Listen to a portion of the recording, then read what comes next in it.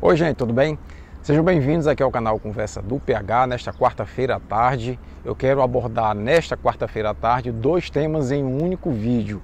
É uma abordagem curta e eu espero que vocês gostem do que eu vou falar aqui. Eu quero falar um pouco a respeito da expectativa do mundo pós-pandemia a partir dos achados científicos que a gente já tem e quero falar um pouquinho a respeito das vacinas, principalmente no caso da suspensão da aplicação das vacinas AstraZeneca e da vacina da Janssen em função de achados relacionados a coágulos sanguíneos em algumas pessoas que tomaram essas vacinas. Embora seja uma suspensão temporária, essa suspensão tem causado alguma preocupação em algumas pessoas e eu quero tentar clarear um pouco essa ideia aqui nesse vídeo de agora à tarde. Eu sou o Paulo Henrique, biólogo e dentista, mestre e doutor em microbiologia e imunologia e professor universitário. Convido a você que está passando por aqui para se inscrever no nosso canal e se juntar aos quase 10 mil inscritos aqui do Conversa do PH. Pois bem, então vamos logo direto aí ao primeiro tema do vídeo de hoje, que é o tema relacionado ao mundo pós-pandemia. Gente, cada vez se torna mais claro, mais evidente para os cientistas, para a comunidade científica, que nós iremos ter que conviver com o coronavírus o resto de nossas vidas. Ou seja, o coronavírus veio para ficar e nós iremos ter que adequar o nosso estilo de vida ao convívio com esse vírus, ao convívio com essa doença. Nessa perspectiva, quanto antes os países adotarem medidas de convívio com esse vírus, com essa doença, quanto antes esses países vão começar a voltar a uma vida relativamente normal. Aqueles países que resistirem em aceitar que o coronavírus veio para ficar, que o coronavírus vai continuar circulando entre nós e que é possível que a gente tenha, após essa pandemia, surtos epidêmicos isolados pelo mundo afora da Covid-19, esses países vão padecer mais tempo e vão demorar mais tempo a voltar à sua vida relativamente ao normal. Eu coloco o termo relativamente por quê? Porque nós fomos muito acostumados, principalmente em países tropicais como o Brasil, à climatização dos espaços. Por exemplo, ar-condicionado em salas de aula, ar-condicionado em cinemas, ar-condicionado em lojas, com pouca ventilação natural. E todos os estudos já têm apontado que a ventilação natural é extremamente importante para a prevenção da transmissão da Covid-19. Ou seja, a gente consegue perceber que o coronavírus se transmite por contato. Você aperta a mão de uma pessoa e não higieniza as mãos, e se essa pessoa estiver com as mãos contaminadas e você levar a sua mão à boca, nariz ou olhos, você pode se infectar. Você coloca a mão no corrimão, por exemplo, de escada, que alguém infectado colocou a mão ali, você pode também se infectar. Mas em espaços fechados, com uma pessoa infectada falando, ou tossindo, ou espirrando, ela está expelindo para o ar atmosférico sprays com gotículas de aerossóis que contêm ali o coronavírus. E nesse sentido, se várias pessoas não contaminadas estiverem nesse espaço fechado com pouca ventilação natural, elas vão estar inalando esses sprays, esses aerossóis e vão estar potencialmente se infectando naquele espaço fechado.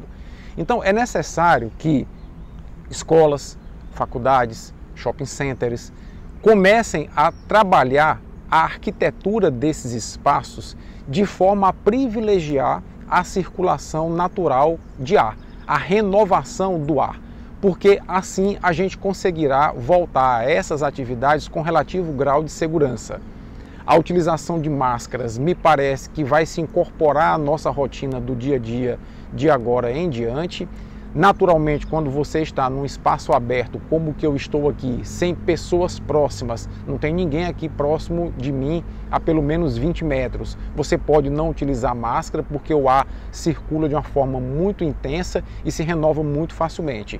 Mas em espaços fechados, me parece que a utilização de máscaras deverá se incorporar à nossa rotina. Então eu penso que as duas grandes transformações que o mundo vai ter que enfrentar após a pandemia, porque ela vai em algum momento ceder, será exatamente a manutenção das estratégias de distanciamento social, evitando grandes aglomerações, e a manutenção de estratégias de higiene pessoal e de renovação de ar em espaços fechados. Eu acho até que a questão, por exemplo, de show de rock, a questão de jogo de futebol, onde tem milhares e milhares de pessoas aglomeradas num único espaço, mesmo sendo um espaço aberto, isso vai ter que ser de alguma forma repensado, redimensionado. Eu não estou dizendo que nós não voltaremos mais a participar de shows de rock, a jogos de futebol em estádios lotados.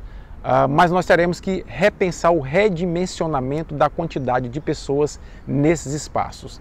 Isso porque a comunidade científica já compreende que após a pandemia nós deveremos passar por surtos epidêmicos isolados da Covid-19. Isso significa o quê? A pandemia, ela nada mais é do que uma doença que fugiu ao controle e se espalhou por diversos países. É o que nós estamos vivenciando hoje. Toda pandemia nasce com uma epidemia que ganha dimensões globais. É o que nós estamos vivenciando. Bom, só que ao longo do tempo, a tendência é que a pandemia comece a ceder, como foi a pandemia da peste negra, como foi a pandemia da gripe espanhola, como foi a pandemia do sarampo, enfim. Então, a tendência é que as pandemias comecem, com o passar do tempo, a ceder. Eventualmente ocorrerão surtos isolados daquela doença e nós chamamos isso de surtos epidêmicos.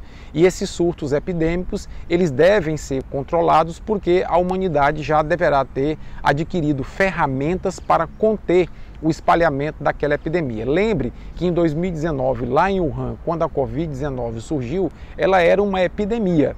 E exatamente por nós não conhecermos a doença ser nova e nós não termos as ferramentas que temos hoje para enfrentar a doença, foi que ela rapidamente se espalhou, transformando-se de uma epidemia isolada na cidade de Wuhan em uma pandemia global.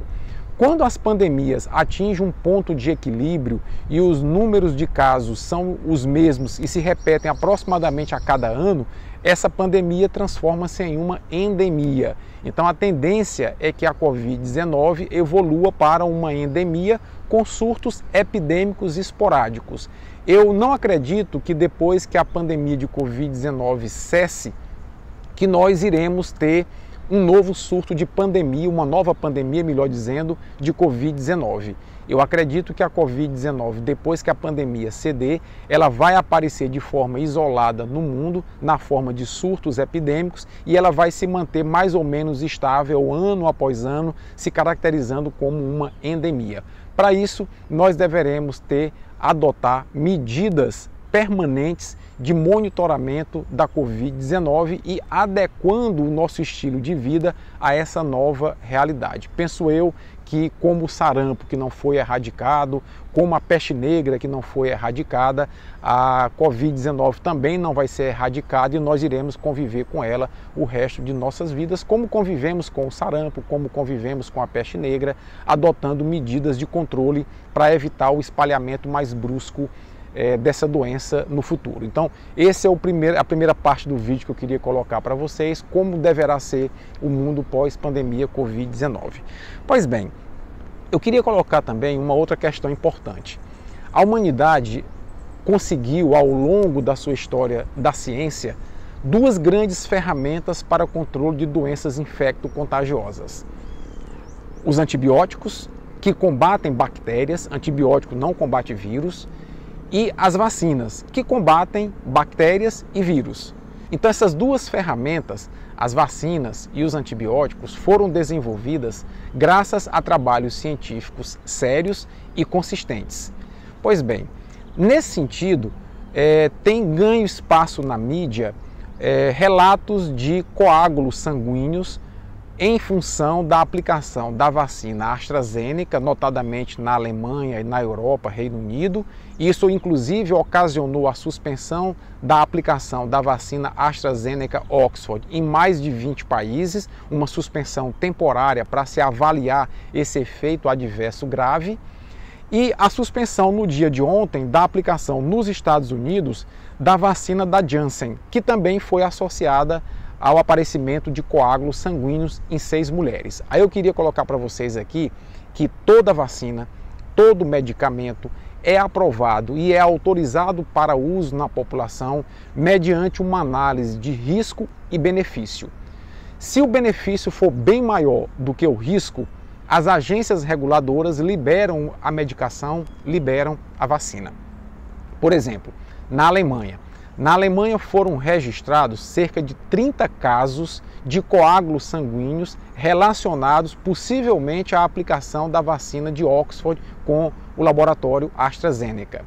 Acontece que na Alemanha foram vacinadas 3 milhões de pessoas para que esse efeito aparecesse em apenas 30. Isso dá um percentual de 0,01%, ou seja, é um risco muito pequeno para um grande benefício. 3 milhões de pessoas receberam a vacina e desses 3 milhões, apenas 30 manifestaram alguma alteração sanguínea, possivelmente em decorrência da aplicação da vacina. Se você pega na própria Alemanha um universo de 3 milhões de pessoas que contraíram a Covid-19, para cada 3 milhões de alemães que pegaram a Covid-19, 60 mil morreram da Covid-19. Ou seja, é um percentual de 2,5% e é muito diferente, por exemplo, do risco da vacina.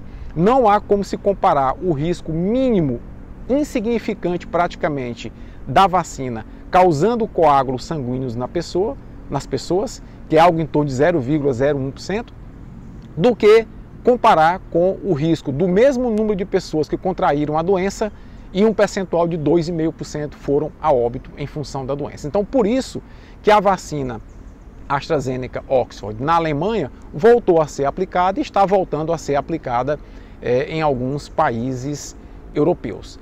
Com a vacina da Janssen, os números são menores ainda. Nos Estados Unidos foram verificadas em 6 mulheres a presença de coágulos sanguíneos possivelmente associados à aplicação da vacina da Janssen. Só que nos Estados Unidos foram vacinadas 7 milhões de pessoas com a vacina da Janssen. Isso dá um percentual de 0,00001%, ou seja, um percentual muito menor do que o efeito adverso verificado na Europa com a vacina AstraZeneca Oxford. E por que então que suspenderam a aplicação da vacina lá nos Estados Unidos? Suspenderam exatamente para se avaliar mais a fundo se esses 6 casos de trombose possivelmente estão relacionados mesmo à vacina. Bom, eu gostaria de lembrar a vocês que todos esses casos de trombose, quer seja na Europa, em resposta possivelmente à vacina AstraZeneca, quer seja nos Estados Unidos, em resposta possivelmente à vacina da Janssen, eles têm relação com um fenômeno chamado trombocitopenia, que é uma redução da quantidade de plaquetas nos nossos vasos sanguíneos. Eu lembro a vocês que a dengue hemorrágica, que acontece, é uma virose também, que acontece muito no Brasil, é em função também de uma trombocitopenia. Então, é muito provável que a ciência daqui a algum tempo conclua que esses efeitos de formação de coágulos nas pessoas que estão tomando vacinas contra a Covid-19 no mundo, possivelmente tem associação mais com a resposta imunológica à presença do vírus do que propriamente com a vacinação, tá? Mas de qualquer forma, o risco de uma pessoa desenvolver coágulos tomando uma vacina, qualquer que seja ela, é muito, mas muito menor do que o risco que ela pode assumir em desenvolver uma resposta imune através da doença. Só repetindo, nos Estados Unidos da América, 6 mulheres tiveram coágulos sanguíneos possivelmente associados à vacina da Janssen. A vacina da Janssen nos Estados Unidos foi aplicada em 7 milhões de pessoas. Lá nos Estados Unidos, para cada 7 milhões de pessoas que receberam a vacina da Janssen, 6 desenvolveram coágulos sanguíneos. Mas para cada 7 milhões de americanos que contraíram a Covid-19, aproximadamente 140 mil morreram da Covid-19. É uma diferença brutal. Lá na Alemanha, 3 milhões de pessoas receberam a vacina AstraZeneca e 30 desenvolveram coágulos. Na Alemanha, para cada 3 milhões que contraíram a Covid-19, 60 mil morreram da doença. Então, veja que em ambos os casos, o risco de se tomar vacina é infinitamente menor do que o risco de você contrair a doença e vir a morrer da Covid-19. Por tudo isso, é que a gente não deve levar em consideração o alarde que os grupos anti-vacina fazem pelo mundo e que se aproveitam dessas situações para dizer que as vacinas causam muitos problemas à humanidade. Lembre que nós não erradicamos a poliomielite deixando nossas crianças adoecerem de pólio. Nós vacinamos nossas crianças. Nós não conseguimos erradicar da maioria dos países civilizados o sarampo, deixando que as crianças adoecessem de sarampo. Nós vacinamos as crianças contra sarampo. Nós não erradicamos a varíola do planeta, deixando as pessoas adoecerem de varíola e desenvolver imunidade contra a varíola.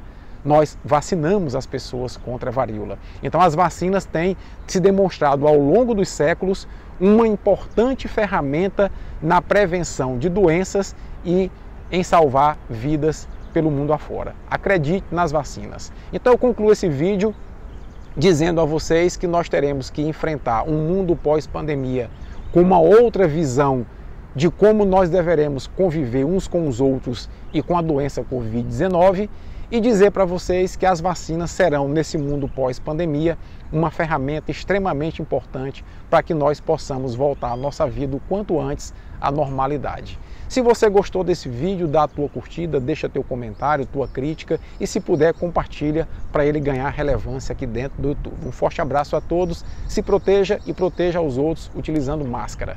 Até a próxima!